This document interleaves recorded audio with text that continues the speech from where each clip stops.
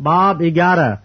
اور مجھے عصا کے مانند ایک ناپنے کی لکڑی دی گئی، اور کسی نے کہا کہ اٹھ کر خدا کے مقدس اور قربان گاہ اور اس میں کے عبادت کرنے والوں کو ناپ،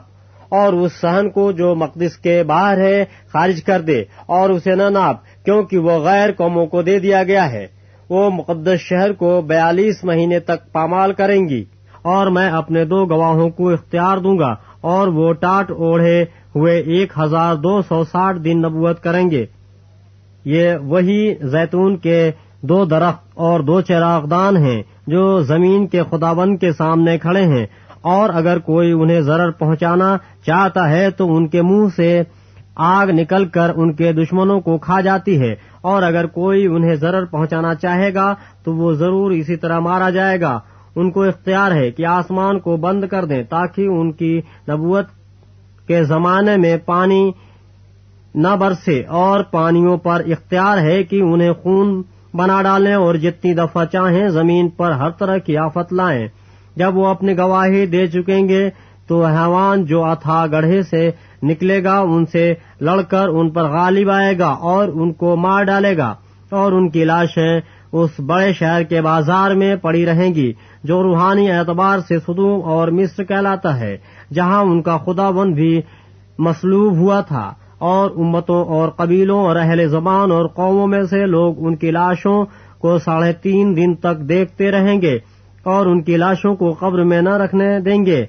اور زمین کے رہنے والے ان کے مرنے سے خوشی منائیں گے اور شادیانے بجائیں گے اور آپس میں تحفے بھیجیں گے، کیونکہ ان دونوں نبیوں نے زمین کے رہنے والوں کو ستایا تھا۔ اور 3.5 دن کے بعد خدا کی طرف سے ان میں زندگی کی روح داخل ہوئی، اور وہ اپنے پاؤں کے بل کھڑے ہو گئے، اور ان کے دیکھنے والوں پر بڑا خوف چھا گیا، اور انہیں آسمان پر سے ایک بلند آواز سنائی دی کہ یہاں اوپر آ جاؤ۔ پس وہ بادل پر سوار ہو کر آسمان پر چڑھ گئے، اور ان کے دشمن انہیں دیکھ رہے تھے۔ پھر اسی وقت ایک بڑا بھونچال آ گیا، اور شہر کا 10واں حصہ گر گیا، اور اس بھونچال سے 7,000 آدمی مرے اور باقی ڈر گئے اور آسمان کے خدا کی تمجید کی۔ 2 افسوس ہو چکا، دیکھو 3 افسوس جلد ہونے والا ہے۔ اور جب 7ویں فرشتے نے نسنگا پھونکا تو آسمان پر بڑی آوازیں اور اس مضمون کی پیدا ہوئیں کہ دنیا کی بادشاہی ہمارے خداوند اور اس کے مسیح کی ہو گئی، اور وہ عبدالآباد بادشاہی کرے گا۔ اور 24 بزرگوں نے جو خدا کے سامنے اپنے تخت پر بیٹھے تھے منہ کے بل گر کر خدا کو سجدہ کیا اور یہ کہا کہ اے خداوند خدا قادر مطلق جو ہے اور جو تھا، ہم تیرا شکر کرتے ہیں کیونکہ تو نے اپنی بڑی قدرت کو ہاتھ میں لے کر بادشاہی کی، اور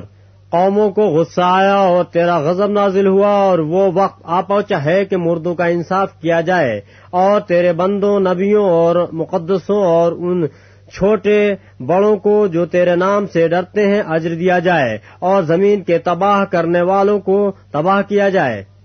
اور خدا کا جو مقدس آسمان پر ہے وہ کھولا گیا، اور اس کے مقدس میں اس کے عہد کا صندوق دکھائی دیا، اور بجلیاں اور آوازیں اور گرجیں پیدا ہوئیں، اور بھونچال آیا اور بڑے اولے پڑے۔